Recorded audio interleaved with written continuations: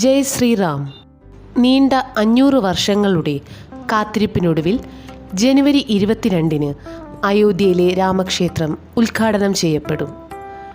ജനുവരി 22-ന് ഉച്ചയ്ക്ക് 12:29-നും 12:30-നും ഇടയ്ക്കുള്ള 84 സെക്കൻഡ് സമയത്താണ് പ്രതിഷ്ഠാ ചടങ്ങ് നടക്കുക. കൃഷ്ണശിലയിൽ നിർമ്മിച്ചിട്ടുള്ള വിഗ്രഹം നിൽക്കുന്ന രീതിയിലാണുള്ളത്. 51 ഇഞ്ചാണ് വിഗ്രഹത്തിൻ്റെ ഉയരം. 5 വയസ്സുള്ള കുട്ടിയായാണ് രാമനെ ചിത്രീകരിച്ചിട്ടുള്ളത്. മൈസൂരിൽ നിന്നുള്ള ശില്പി അരുൺ യോഗിരാജാണ് വിഗ്രഹം കൊത്തിയെടുത്തിട്ടുള്ളത്. സ്വർണം പൂശിയ വാതിലുകളാണ് രാമക്ഷേത്രത്തിൻ്റെ ശ്രീകോവിലിൽ സ്ഥാപിച്ചിട്ടുള്ളത്. ആനകൾ, താമരകൾ, മയിലുകൾ, സ്ത്രീകൾ തുടങ്ങിയവയുടെ മനോഹര രൂപങ്ങൾ വാതിലുകളിൽ ഉണ്ടാകും. ക്ഷേത്രത്തിന് 76 മീറ്റർ വീതിയും 120 മീറ്റർ നീളവും 49 മീറ്റർ ഉയരവും ഉണ്ടായിരിക്കും. ക്ഷേത്രം പൂർണ്ണമായി പൂർത്തിയാകുമ്പോൾ ലോകത്തിലെ 3ാമത്തെ വലിയ ഹിന്ദു ക്ഷേത്രമാകും. 2020 ഓഗസ്റ്റ് മാസം 5-ാം തീയതിയാണ് പ്രധാനമന്ത്രി ശ്രീ നരേന്ദ്രമോദി ക്ഷേത്രത്തിൻ്റെ തറക്കല്ലിട്ടത്. പരമ്പരാഗത നാഗര ശൈലിയിലുള്ള വാസ്തുവിദ്യയിൽ നിന്നും പ്രചോദനം ഉൾക്കൊള്ളിച്ചാണ് ക്ഷേത്രത്തിൻ്റെ രൂപകൽപ്പന. 360 തൂണുകൾ ഉൾക്കൊള്ളിച്ചുള്ള ഈ ക്ഷേത്രം ഇരുമ്പ്, ഉരുക്ക്, സിമന്റ് എന്നിവ മാറ്റി നിർത്തി ക്ഷേത്രം പൂർണ്ണമായും കല്ലുകൊണ്ടാണ് നിർമ്മിച്ചിരിക്കുന്നത്. 15 മീറ്റർ കട്ടിയുള്ള കോൺക്രീറ്റ് കൊണ്ടാണ് ക്ഷേത്രത്തിൻ്റെ അടിത്തറ നിർമ്മിച്ചിരിക്കുന്നത്. ക്ഷേത്രത്തെ ഈർപ്പത്തിൽ നിന്നും സംരക്ഷിക്കാൻ രൂപകൽപ്പന ചെയ്ത 21 അടി കട്ടിയുള്ള ഗ്രാനൈറ്റ് അടിത്തറയെ കൂടുതൽ ശക്തമായി ഉറപ്പിക്കാൻ സഹായിക്കും. ആധുനിക എഞ്ചിനീയറിംഗിൻ്റെ അത്ഭുതമാണ് ഈ ക്ഷേത്രം. 6.5 തീവ്രതയിലുള്ള ഭൂകമ്പത്തെ അതിജീവിക്കാൻ കഴിവുള്ളതാണ് ക്ഷേത്രത്തിൻ്റെ രൂപകൽപ്പന. ഏറ്റവും തീവ്രമായ വെള്ളപ്പൊക്കത്തെയും നേരിടാൻ സാധിക്കും. 1000 വർഷത്തേക്ക് അറ്റകുറ്റപ്പണികൾ ഈ ക്ഷേത്രത്തിന് ആവശ്യമില്ല. ശ്രീരാമ ഭഗവാന്റെ വനവാസ കാലത്തെ അനുസ്മരിപ്പിക്കും വിധത്തിൽ ഓപ്പൺ എയർ മ്യൂസിയം ഉടനെന്ന് റിപ്പോർട്ട്. സരയൂ നദിയുടെ തീരത്താകും തീർത്ഥാടകരെ ആകർഷിക്കും വിധത്തിലുള്ള നിർമ്മാണം. ഓപ്പൺ എയർ മ്യൂസിയത്തിന് സമാനമായ രീതിയിലുള്ള മനുഷ്യനിർമ്മിത വനമാകും ഇത്. സരയൂ നദി തീരത്താണ് അന്താരാഷ്ട്ര രാമകഥാ മ്യൂസിയവും ഉയരുന്നത്. ഇതിനോട് ചേർന്നാകും ഓപ്പൺ എയർ മ്യൂസിയവും. രാമജന്മഭൂമിയിൽ നിന്നും കണ്ടെത്തിയ വിഗ്രഹങ്ങളും അവശിഷ്ടങ്ങളും ഇവിടെ പ്രദർശിപ്പിക്കും. അയോധ്യയിൽ പുനർനിർമ്മിച്ച റെയിൽവേ സ്റ്റേഷനും പുതിയ വിമാനത്താവളവും പ്രധാനമന്ത്രി ശ്രീ നരേന്ദ്രമോദി ഉദ്ഘാടനം ചെയ്തു. അയോധ്യ രാമക്ഷേത്രത്തിനായി നിരവധി പേരാണ് ക്ഷേത്രത്തിലേക്ക് സംഭാവനകൾ അർപ്പിക്കുന്നത്.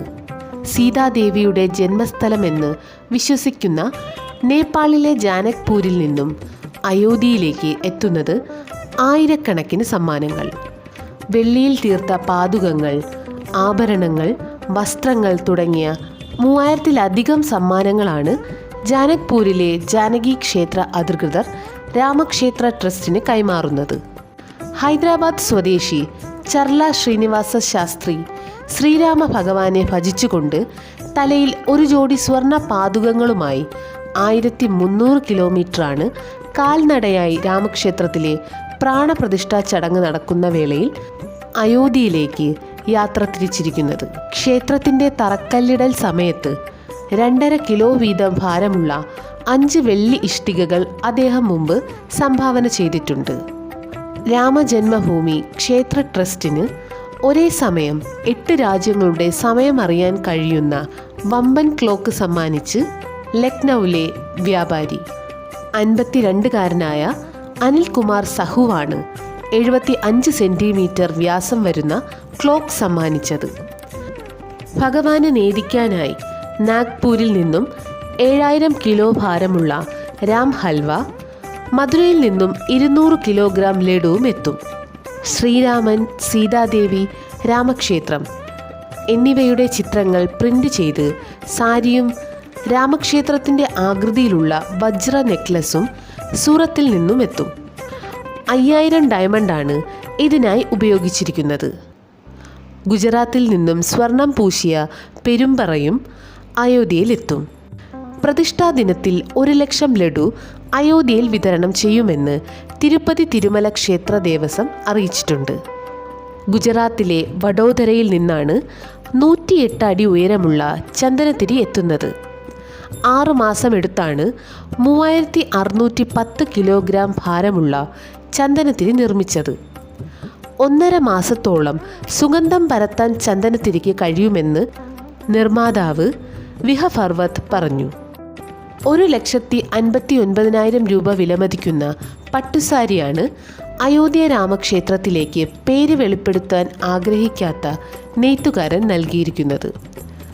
സാരിയുടെ ബോർഡറുകളിൽ രാമായണ കഥയിലെ പ്രധാന ഭാഗങ്ങൾ ചിത്രീകരിച്ചിരിക്കുന്നു എന്നതാണ് ഈ സാരിയുടെ പ്രത്യേകത.